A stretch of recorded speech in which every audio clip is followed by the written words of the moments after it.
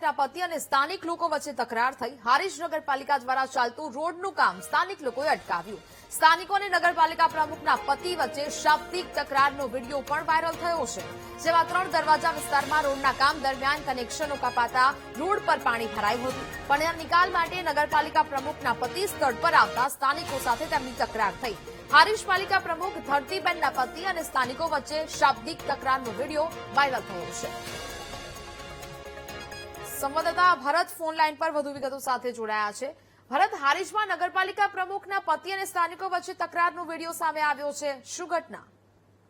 નેહા, જે રીતે વાત કરવામાં આવે તો હારીજ નગરપાલિકાનું શાસન અત્યારે મહિલા એટલે કે ધરતીબેનના હાથમાં છે, પરંતુ હારીજ શહેરની અંદર અત્યારે જાણે કે પોતાના પતિ જે પાલિકાનું શાસન ચલાવતા હોય એ રીતનો એક વિડીયો અત્યારે સોશિયલ મીડિયાની અંદર સામે આવી રહ્યો છે કે હારીજ શહેરની અંદર 3 દરવાજા વિસ્તાર આવેલો છે। 3 દરવાજા વિસ્તારની અંદર પાલિકા દ્વારા રોડની કામગીરી કરવામાં આવી રહી હતી। તે દરમિયાન પાણીની પાઇપલાઇન તૂટી જતા ત્યાં ગાડી પાણી ભરાયું હતું। તે દરમિયાન જયારે પાલિકાના પ્રમુખના પતિ છે તે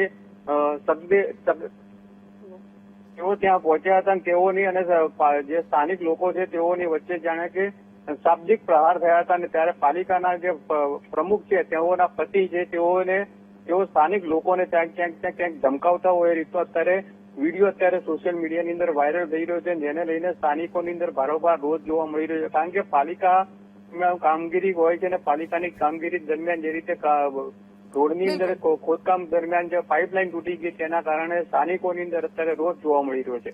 બિલકુલ ભરત, જાણકારી બદલ આપનો આભાર। કોઈ કામ કરે છે તમારા પંચાયતમાં? કોઈ અહીંયા ઘરમાં કરવા ના આવે, ઘરમાં કરવા ના આવે તો જેનામાં આવતું હોય એ તો કરી જાય ને।